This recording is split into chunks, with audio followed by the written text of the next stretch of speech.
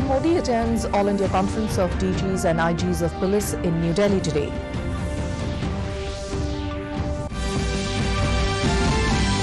First, a B20 meet under India's G20 presidency underway in Gandhinagar.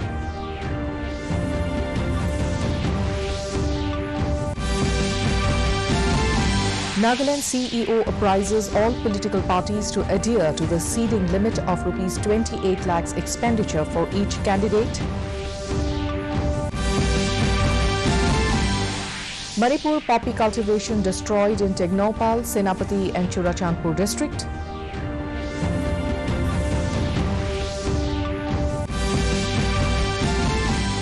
And in FIH Men's Hockey World Cup, India to take on New Zealand in playoff for quarterfinals in a short while from now.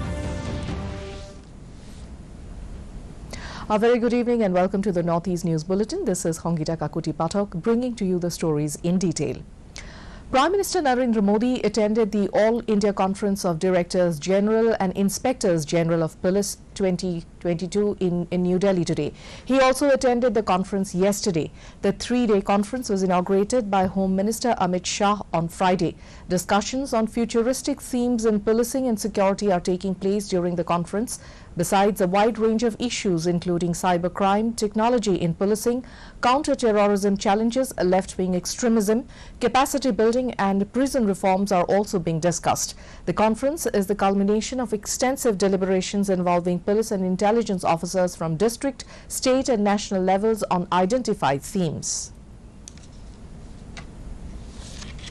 On Parakram Divas, Prime Minister Narendra Modi will participate in a ceremony to name the 21 largest unnamed islands of Andaman and Nicobar Islands after 21 Paramveer Chakra awardees tomorrow at 11 a.m. through video conferencing. The government had declared the 23rd of January as Parakram Divas to celebrate the birthday of Netaji Subhash Chandra Bose. The largest unnamed island will be named after the first Paramveer Chakra awardee, the second largest island after the second Paramveer Chakra awardee, and so on. These islands have been named after the 21 Paramveer Chakra awardees, including Major Somnath Sharma, Nayak Jagannath Singh, Company Havildar Major Piru Singh, Lance Nayak Albert Ekka, Major Ramaswamy Parameshwaran, Captain Vikram Batra and Lieutenant Manoj Kumar Pandey. The first B20 meet as part of India's G20 presidency is taking place at Gandhinagar today. Nearly 600 delegates from India and the world will take part in the B20 India meet, which will be formally inaugurated at Gandhinagar tomorrow. B20 India will be centered around the overall vision of RAISE, that is responsible, accelerated, innovative, sustainable and equitable business. More than 200 delegates from G20 nations have reached Gujarat to take part in the meeting. A report from our correspondent.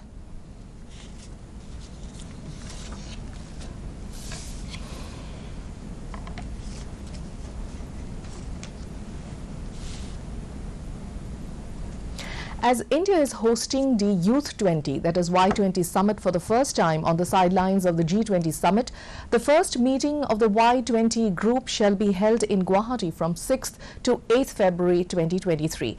This is the first of the various meetings to be held on the 5 Y20 themes across India in a run-up to the final Youth 20 summit in August 2023. More than 250 delegates from across the world are expected to participate in the three-day event in Assam. It will focus on 5 themes of mainly future of work, climate change and disaster risk reduction, peace building and reconciliation, youth in democracy and health, well-being and sports. Youth 20 is one of the 8 official engagement groups under the G20 umbrella.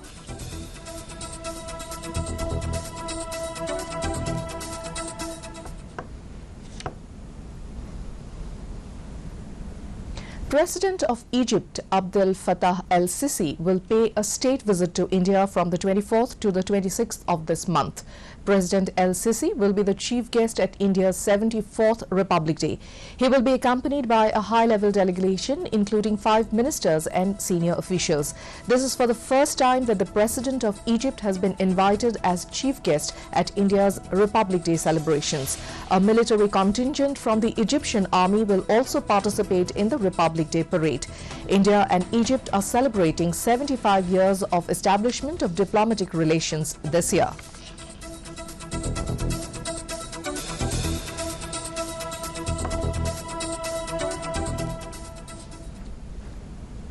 As the nation celebrates the 74th Republic Day, Khonsa Battalion of Assam Rifles, in close coordination with Tirap and Longding District Administrations, Police and CRPF, celebrated it in an innovative and unique manner by conducting a mega relay marathon, the Republic Run 2023.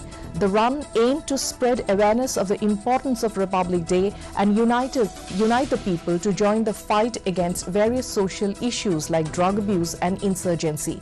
It was flagged off from Waka town of Longding district and flagged off from Mount Sinai School of New Lenwang in Tirap district, covering a distance of 115 kilometers. About 1,500 locals of 35 villages, including youths and school students, security forces and district administration officials participated in the first of its kind marathon run. Following the enforcement of Model Code of Conduct in Meghalaya, the Election Commission officials are removing the banners, hoardings and advertisements of different political parties from throughout the state. Under the MCC, the district election officers will have to undo the defacement of government property within 24 hours of the announcement of the elections. The deadline in the case of the defacement of public property and misuse of public space is 48 hours and that of private property is 72 hours. The political parties had spent huge amount of money in these promotions.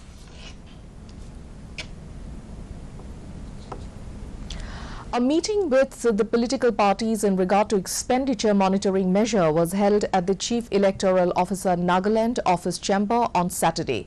CEO V. Shashank Shekhar asked the political parties to follow the procedures and guidelines of ECI. He also directed them to maintain proper record and submit their daily expenditure reports to Election Expenditure Monitoring Nodal Officer under the DEOs on time.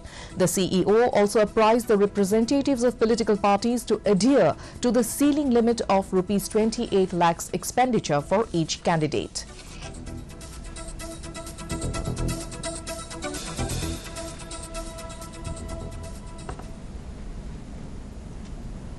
In sync with the Manipur government's War on Drugs campaign under the keen initiative of Chief Minister N. Biren Singh, police and district administration continue to destroy poppy plantations in different parts of the state and arrested a village chief on the charge of abetting poppy cultivation.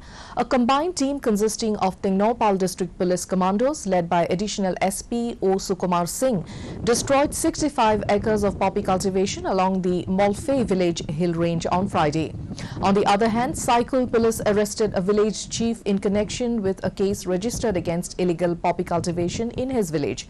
Another combined team consisting of Churachandpur District Police, 1st IRB, 2nd IRB, NAB and Forest Department destroyed poppy cultivation in an area of around 74 acres in Haupi Molan village in Churachandpur district. The second and concluding day of Paul Kut was held on Saturday at the Assam Rifles Ground Aizawl, where Chief Minister Zoramthanga was the Kutpa or chief guest. Addressing the crowd, Chief Minister Zoramthanga appealed to the children to relearn and remember to cherish the Mizo culture and altruistic practices. Paul Kut is one of the most important festivals of the Mizos after Chapchar Kut. It is celebrated for 2 days during the month of January as thanksgiving to the Almighty for their bountiful harvest and is mostly intended for children.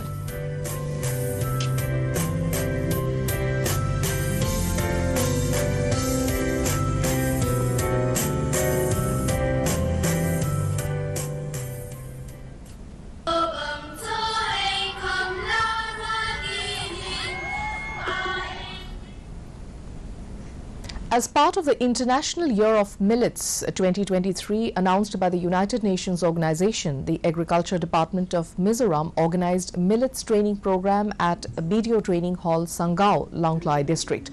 The Block Agriculture Officer of Sangao gave a presentation on how the United Nations has chosen 2023 as the International Year of Millets.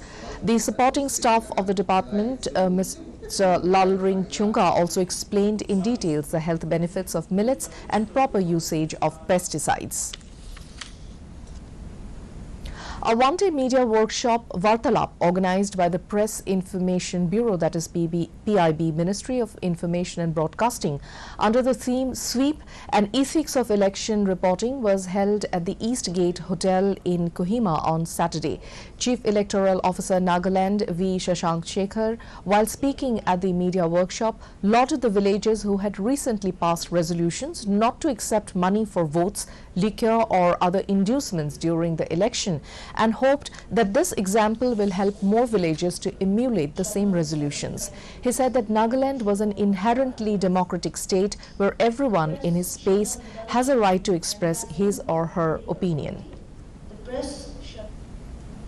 In the FIH Men's Hockey World Cup, India will face New Zealand for a quarter-final spot today in Bhubaneswar. The match will begin at 7 p.m. Currently, Malaysia is locking horns with Spain for a berth in the last 8. Australia, Belgium, the Netherlands and England have already entered the quarterfinals. The remaining 4 spots are being finalized through crossover matches involving teams who were placed second and third in their respective pools. India stands second in Pool D, while New Zealand stand third in Pool C.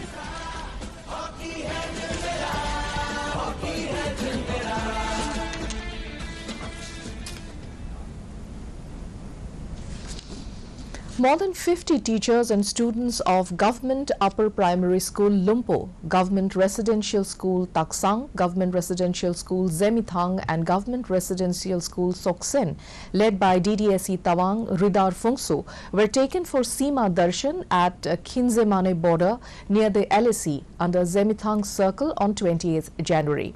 The border visit was organized by the Tawang District Administration as a part of the Vibrant Village program and was supported with utmost enthusiasm by the ITBP and the Indian Army. And to end the news, the main points once again.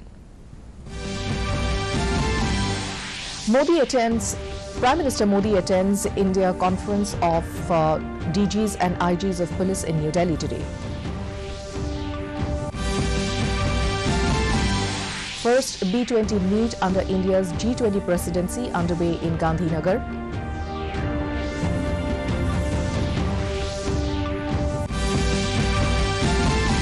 Nagaland CEO apprises all political parties to adhere to the ceiling limit of Rs 28 lakhs expenditure for each candidate.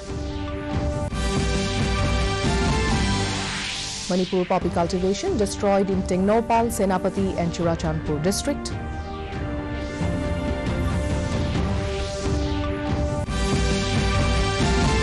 And in FIH Men's Hockey World Cup, India to take on New Zealand in playoff for quarterfinals in a short while from now. And that brings us to the end of this evening's bulletin. Thank you for tuning in. Namaskar.